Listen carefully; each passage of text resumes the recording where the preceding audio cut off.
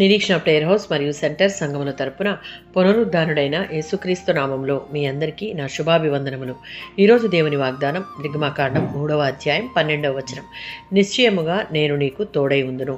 ఈ వచనం మోషేకు దేవుడు పిలుపు ఇచ్చినప్పుడు చెప్పిన మాట.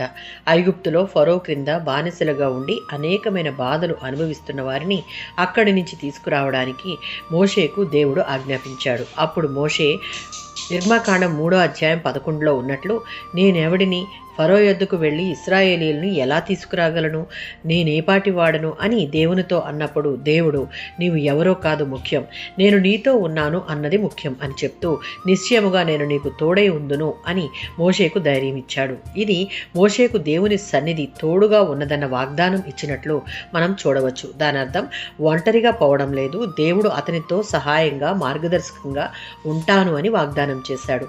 యెషయా గ్రంథం 41వ అధ్యాయం 10వ వచనం. భయపడకము, నేను నీతో ఉన్నాను, దిగులు పడకము, నేను నీ దేవుడును అని వాగ్దానం చేస్తూ ఉన్నాడు. దేవుని మీద మనం ఆధారపడినప్పుడు ఆయన మనతో ఉంటాడు. ఎన్ని ప్రతికూల పరిస్థితులు ఎదురైనా వాటికి భయపడకుండా, దిగులు పడకుండా మన ఎడల శ్రద్ధ తీసుకునే దేవుడు మన దేవుడు. యెహోషువ గ్రంథం 1వ అధ్యాయం 5వ వచనం.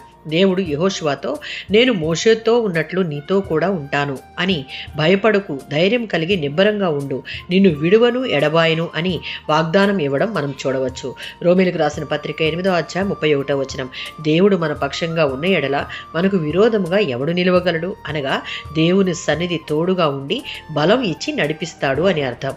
మోషేకు యెహోషువకు చెప్పినట్లు నేడు ఈ వాగ్దానం మన కొరకు కూడా సిద్ధంగా ఉంది. ఆమేన్.